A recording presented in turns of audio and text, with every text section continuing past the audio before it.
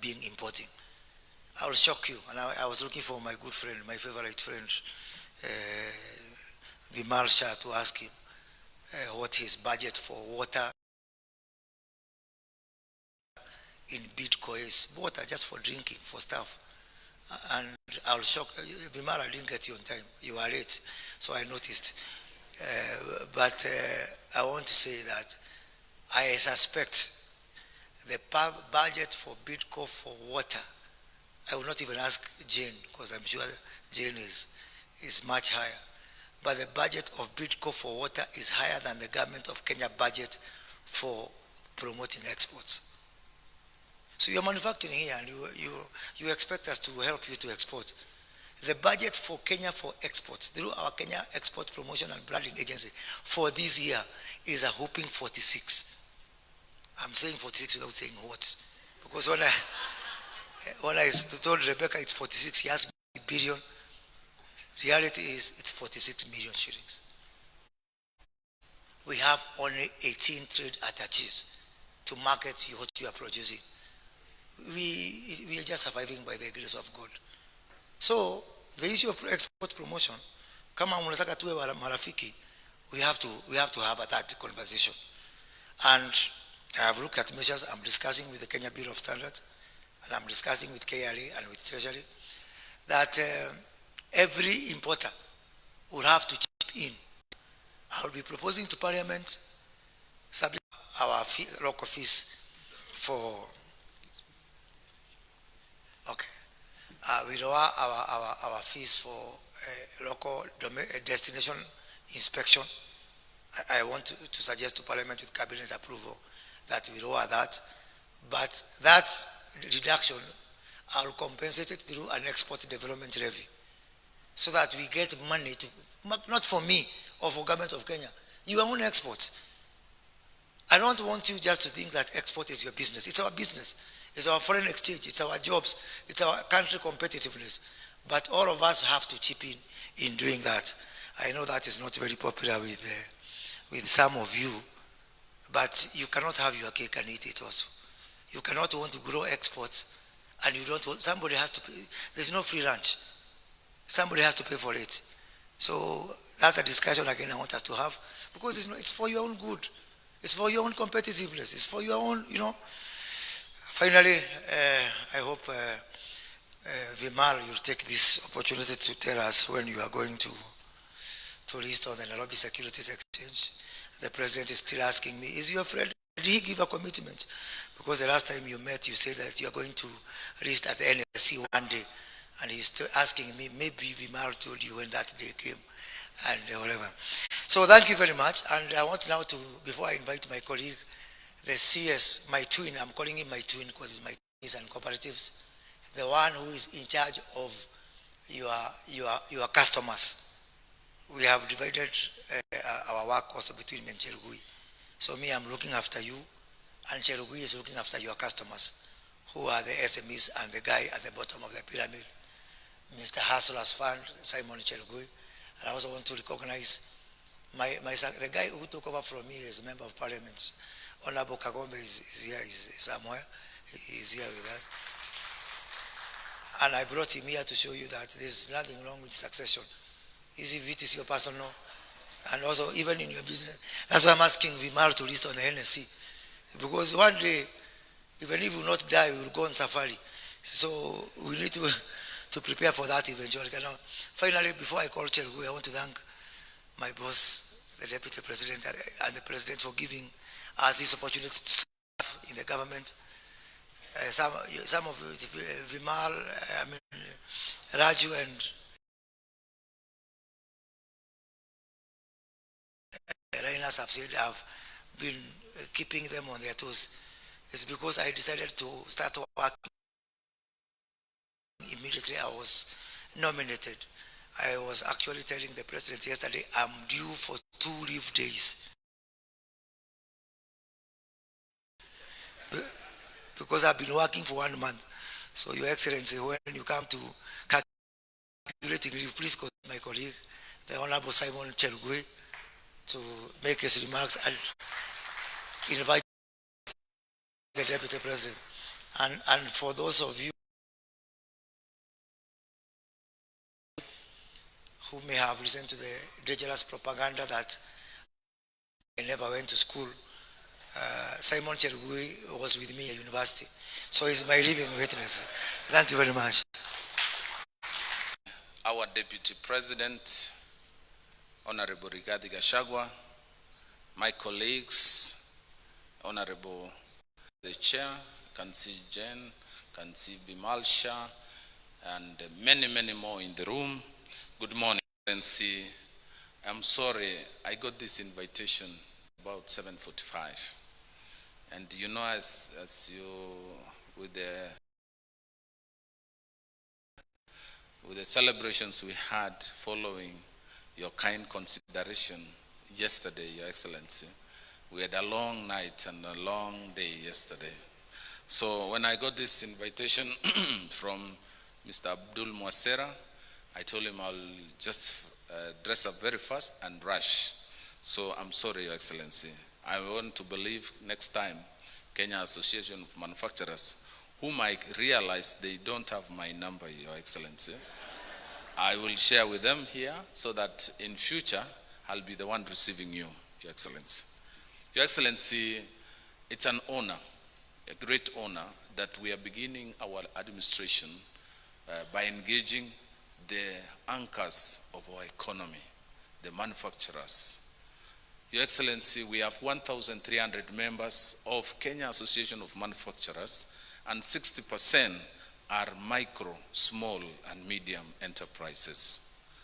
Your Excellency, the mandate you've given me and the President is to mentor, prepare, create, and support the micro, the small, and the medium enterprises to grow into big enterprises. We have cases in our books, in our country, Hako Industries, nice and lovely.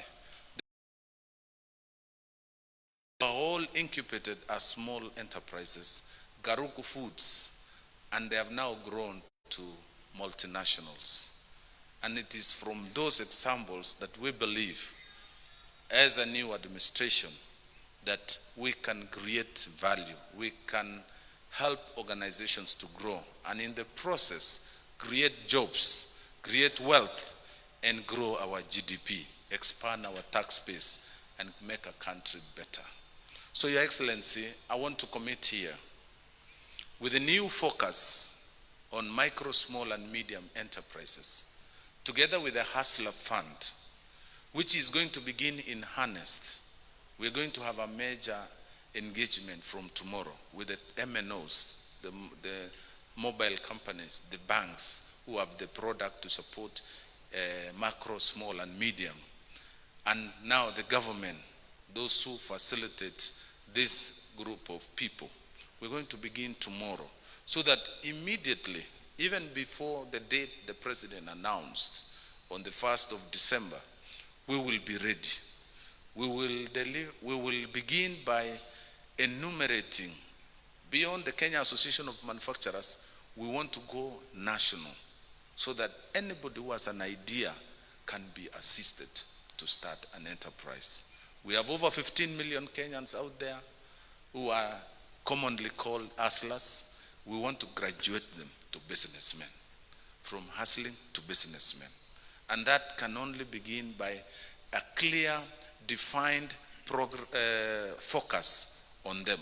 After enumeration, we will group them into chamas, into SACCOs, into cooperatives. And then we do capacity building.